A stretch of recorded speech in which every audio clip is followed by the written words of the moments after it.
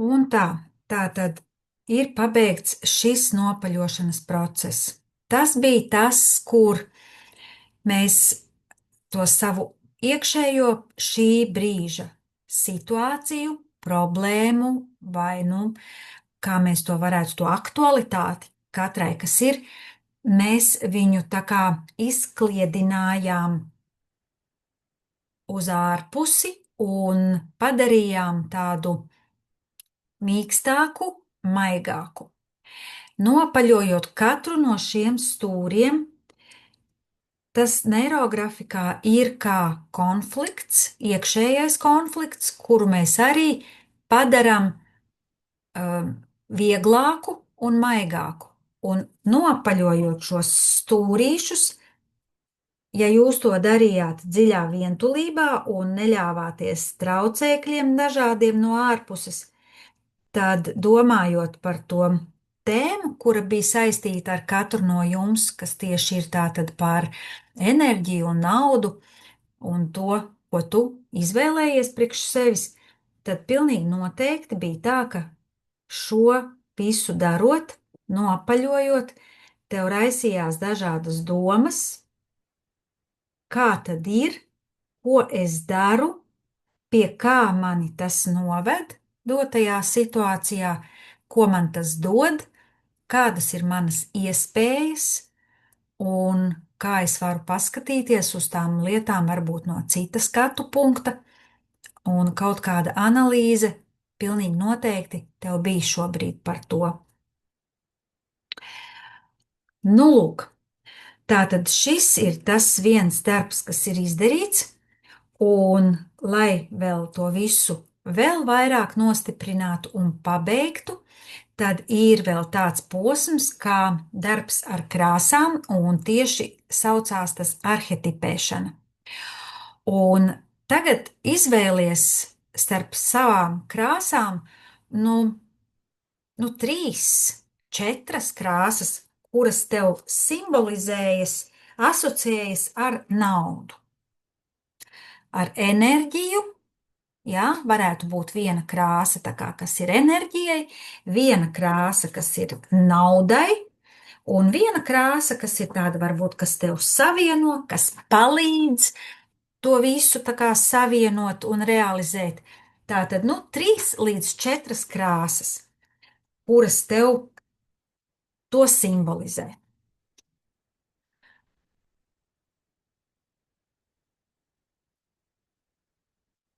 Varbūt, ka tev šobrīd nav visas noformulējušās, varbūt, ka tu zini pilnīgi noteikti 2, ar kurām tu sāksi.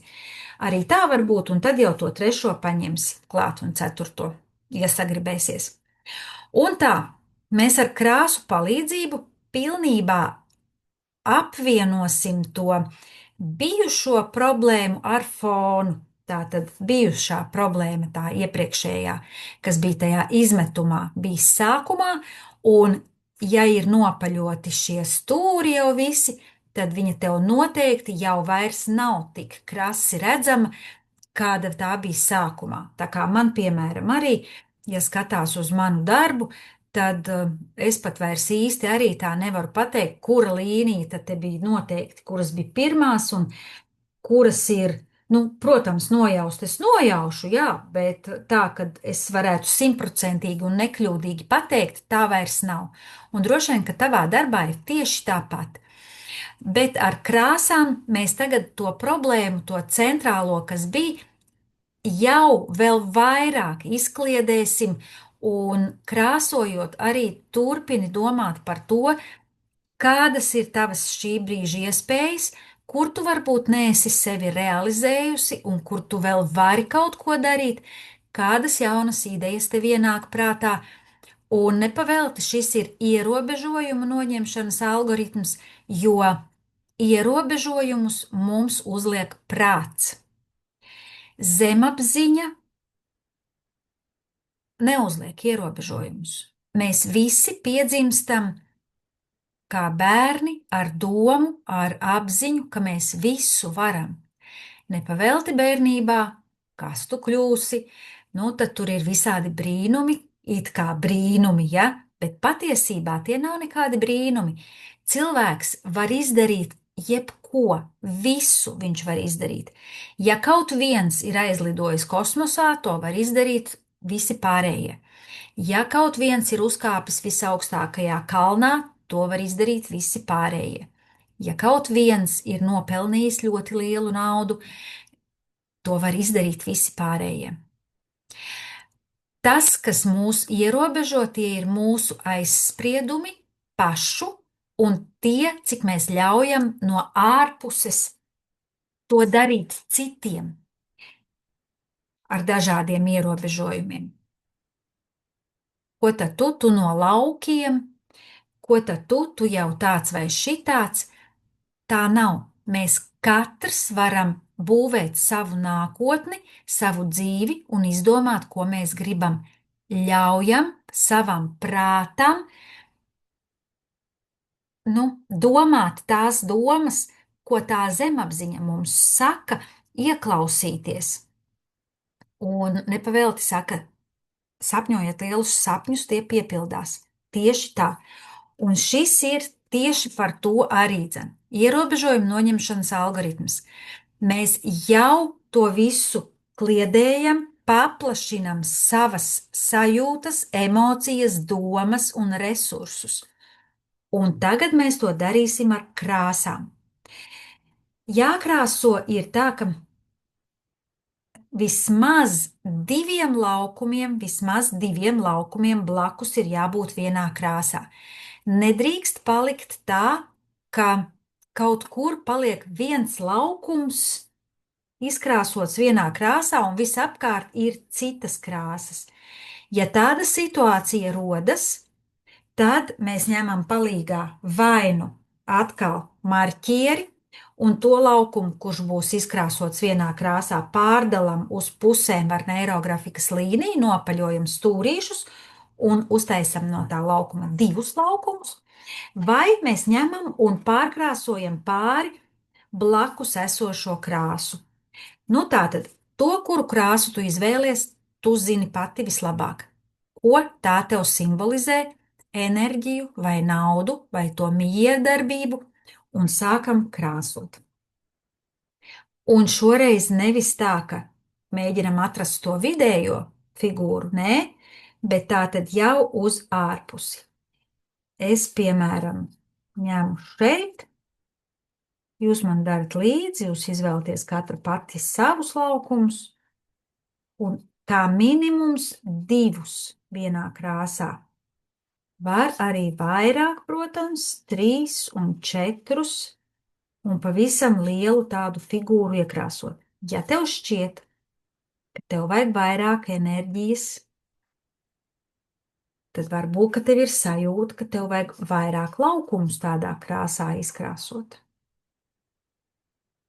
Pēc sajūtām.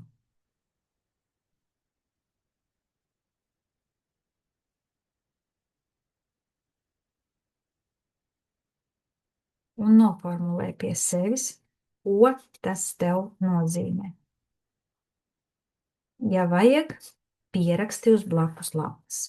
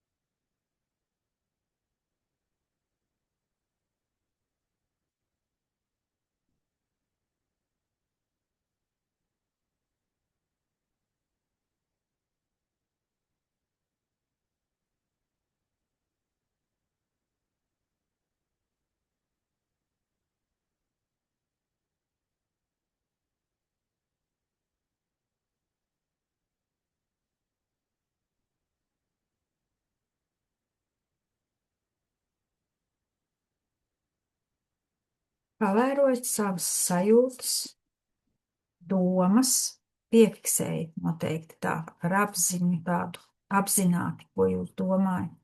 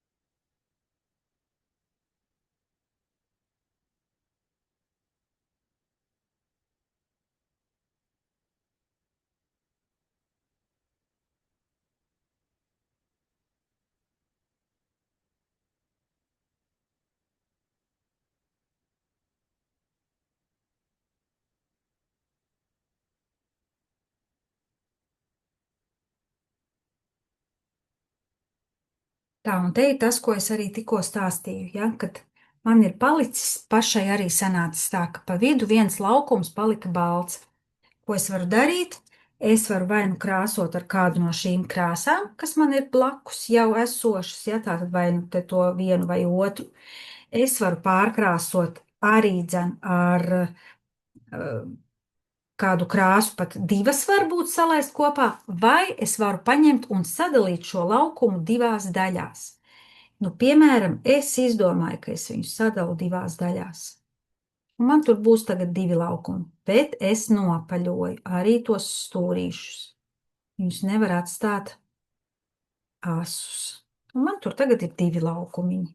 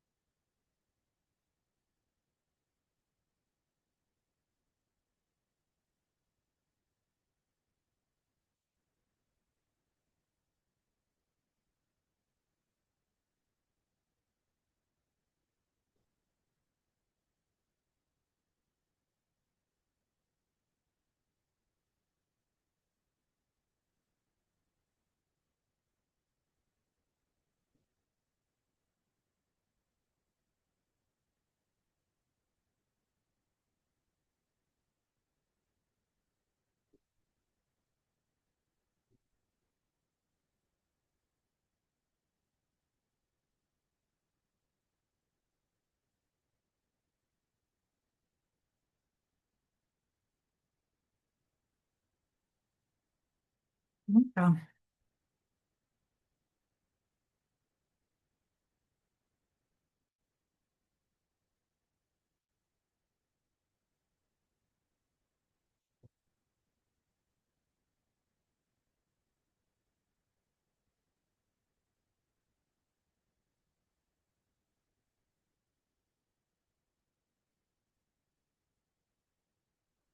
Nu jā, droši vien arī, ka jums tuvojas finālam krāsas.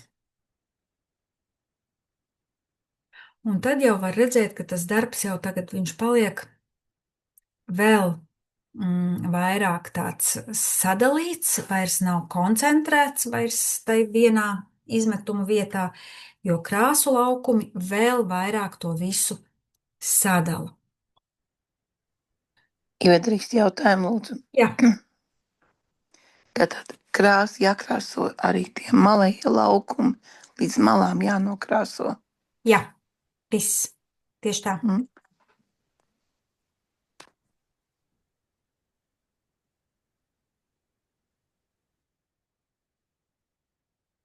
Jānokrāso ir viss līdz malām.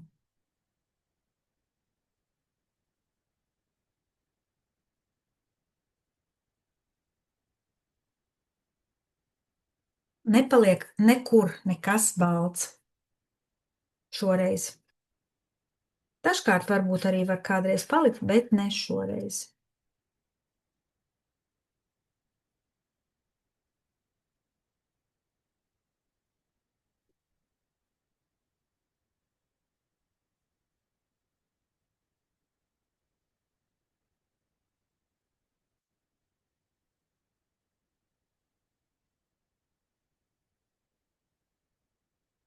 Un tagad, ja mēs paskatāmies tātad pa gabalu, nu, kā saka kādreiz, jā, māksla jāskatās pa gabalu, jūs arī varat savu darbu pacelt un paskatīties uz to no attāluma, nu, tā dažkārt, jā. Tad var ieraudzīt arī vēl varbūt kādu vietu, kur ir jānoapaļo, ka ir palicis iespējams kāds stūrītis. Nu, un arī tas noderēs priekš tā, lai apskatītos nākamajiem soļiem, ko vajadzēs vēl, kas būs jādara. Un tālāk, tagad ejot uz priekšu, ir nepieciešams šis resnais marķieris, resnais melnais flomasters. Un nākamās ir lauka līnijas. Neirografikā ir tādas lauka līnijas, un tās ir, nu, visi darbi. Neirografikā visi ar to tā kā beidzās, ar lauka līnijām, un vēl pēc tam arī ar lielo figūru. Bet tā tad mēs šobrīd esam tikušas galā ar to, ka vai vismaz ieskicēts ir ceļš uz to, kā tikt galā ar iekšējo konfliktu.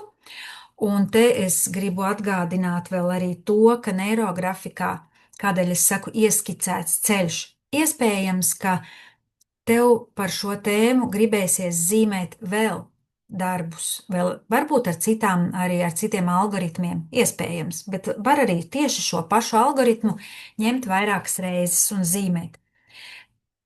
No tāda drošības, sevis pasargāšanas viedokļa ir svarīgi tas, ka par vienu tēmu mēs dienā varam zīmēt vairākus darbus. Darbs var būt arī lielāks. Tu vari izdomāt, ka tu gribi šo darbu varbūt lielāku, un tu vari paņemt vienkārši baltu lapu, nolikt aizmugurē, pielīmēt darbu te klāt un turpināt, izvilkt vēl tālāk šīs līnijas, vēl darbu paplašināt. To visu var darīt pat uz visām pusēm. Liec kaut visur vēl lapas riņķī un dari tā. Bet tā tad dienā var darīt, var zīmēt par vienu tēmu un vairākus darbus. Tas, ko nevajadzētu darīt, dienā zīmēt vairākas tēmas. Ka tu tagad izdomā, ka, tu zini, tagad ir ierobežojuma noņemšanas algoritms, un tu tagad paņemsi pavisam kādu citu tēmu. Tā nevajag darīt, jo tas noslogo mūsu prātu, un nu, mēs tā nodaram sev pāri. Tas ir tāds liekas stress mūsu smadzenēm, par ko domāt. Mums tāpat dzīvē pietiek visa kā. Tādēļ vajadzētu par to vienu tēmu, un, ja gribas, tad vairākus darbus. Un tā, lauka līnijas.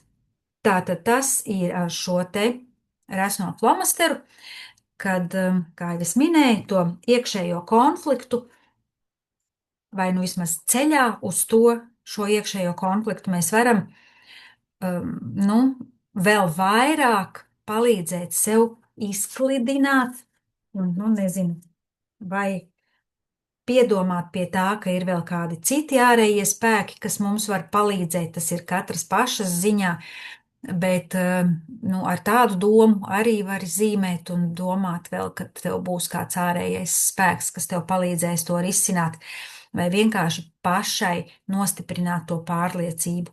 Tātad tās būs tādas 2 līdz 3 lielas līnijas, plūstošas līnijas, kas ies cauri visam zīmējumam.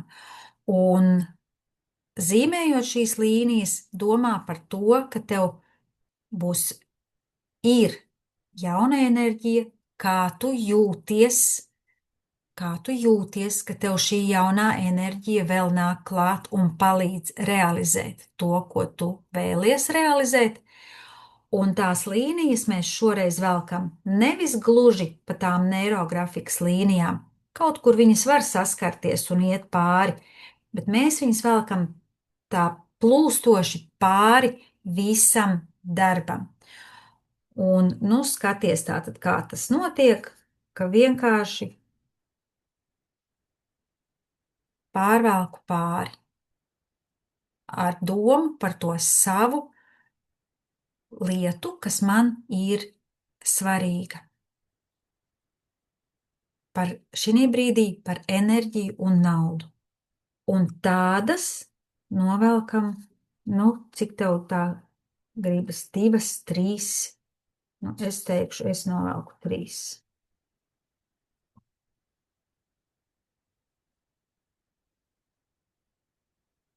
Un tur, kur viņas tagad ir šīs līnijas pārvilktas, šoreiz, lai tam būtu vēl lielāka jauda un enerģija, un lai tas nerada jaunus konfliktus, mēs arī šīs vietas nopaļosim.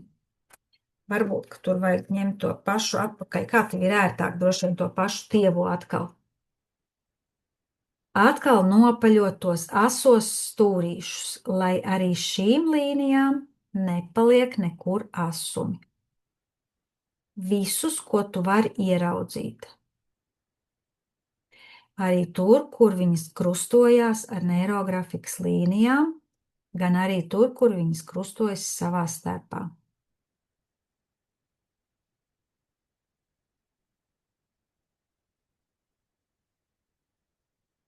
To dara nevienmēr, bet šoreiz mēs to darām.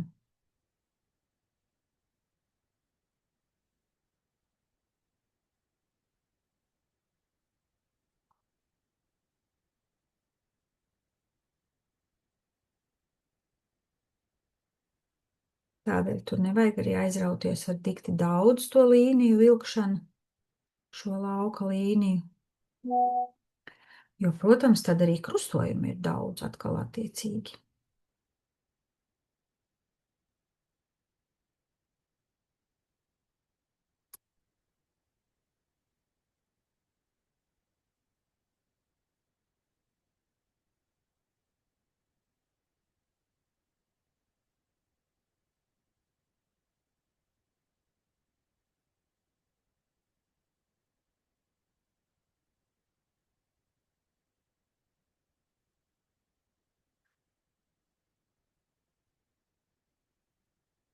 Varam te šajā brīdī kalt plānus, jebkādus, pat visneprātīgākos, visdrosmīgākos par to, kā tas viss realizēsies, ko tu esi iedomājusies un ko tu vēlies, kāda ir tieši tava aktualitāte. Un tev nevienam nav jāpaskaidro. Ne tas, ko tu gribi, nedz arī kāpēc tu to gribi. Tā ir tikai un vienīgi tava darīšana. Un nevienam citam gar to nav daļas. Mēs pašas esam lielas meitenes un pašas zinām, ko gribam, un mēs noteikti to varam.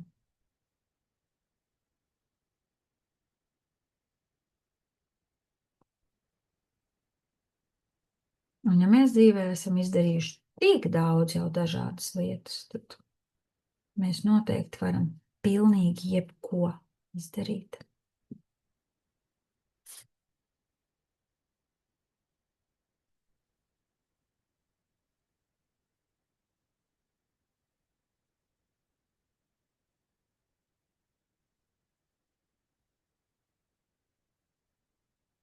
Nu tā. Nu te jau bišķi vienkāršāks uzdevums, te vienkārši jāiet līnijai līdzi un jāskatās, tad, kur tad viņi krustojās un tad arī noapaļo. Un jā, ja tu nebūsi pamanījusi tagad visus stūrīšus, tas nekas, tu pamanīsi tos pēc tam, un tu tos arī izlabosi pēc tam.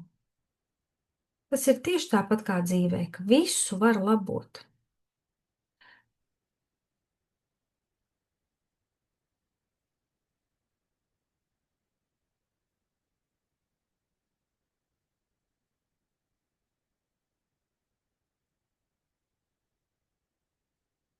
Nu tā, pavēro savu zīmējumu, kā viņš izskatās tagad.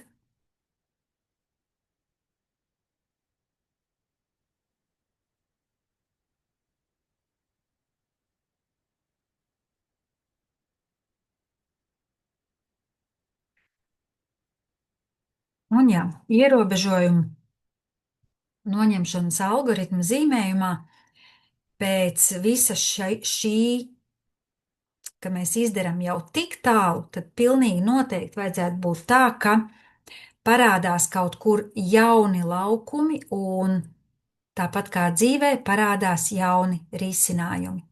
Ja nevar izdarīt lietas un sasniegt vienā veidā, tad kaut ko pamainot, pilnīgi noteikti var izdarīt un sasniegt jebkurā gadījumā savādāk. Mana vecmāmiņa teica, ja tevi izdzen pa durvīm, kāp pa logu. Nu, tas ir tieši tas pats. Tātad, ja nevaram vienā veidā, varam citādākā. Un tāpat arī te.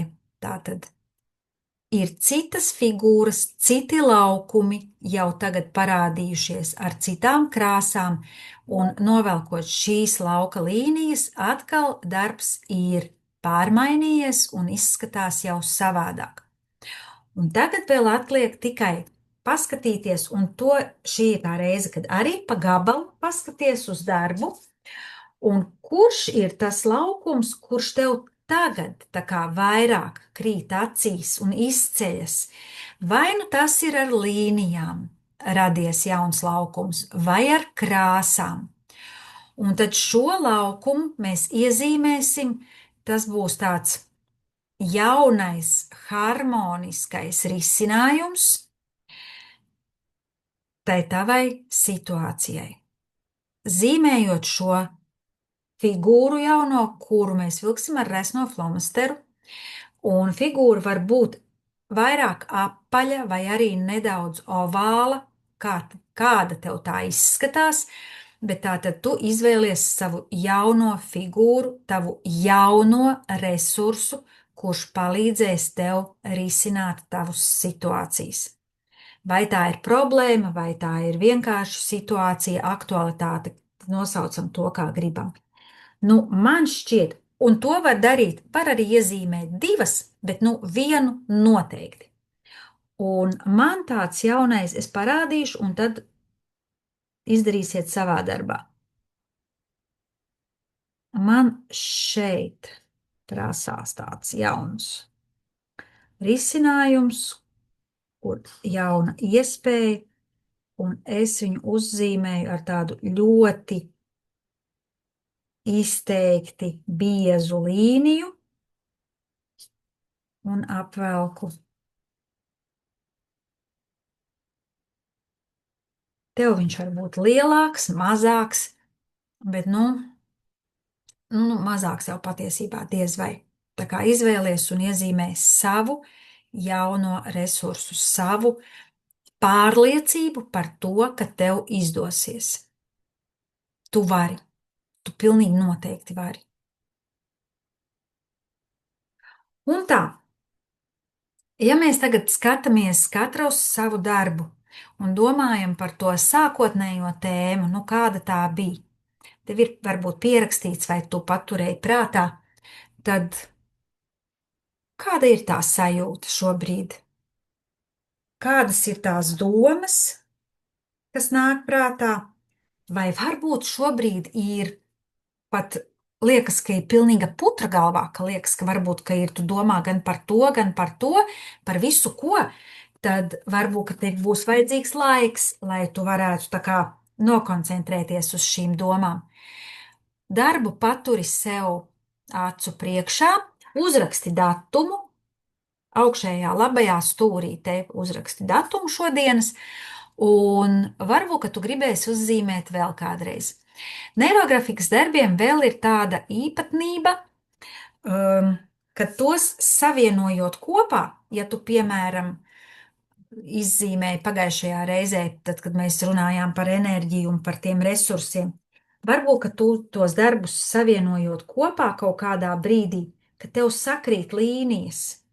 Nu, piemēram, te pieliekot, man sakrīt, te teiksim, ja, vairākas līnijas. Un tā mēdz gadīties ļoti bieži, ka sakrīt. Re, absolūti. Un es neesmu zīmējusi vienu darbu otram blakus, bet pilnīgi sakrīt līnijas. Tas ir tas, par ko es sacīju, ka ir tas viens darbs, ko zīmēju iepriekš, tas ir neirografikas koks, par tiem resursiem, kas man ir, tas var ietekmēt un palīdzēt risināt tēmas tālāk. Tā tas mēdz būt ar neirografikas darbiem. Un tādēļ es arī saku, ka aicinu tevi uz nākamo nodarbību, kura mums ir jau pēc pāris dienām, radi savu jauno enerģijas identitāti. Tātad, ko vēl turpinājumā vari darīt un kā sevi motivēt tām jaunajām lietām un tam tai jaudai, kur to dabūt. Bez tam šodien ir ideāls datums arī no numeroloģijas un no astroloģijas viedokļa, ka šis 22. septembris ir tāds, kurš ir jaunas enerģijas radīšanai un jaudīgai tādai visai tai kopā būšanai un darīšanai uz priekšu. Tā kā ļoti labā brīdī esat pievienojušās, un tāds bija arī mans mērķis, izveidot šīs nodarbības, lai viņas arī būtu tādas pilnvērtīgas no dažādiem skatu punktiem.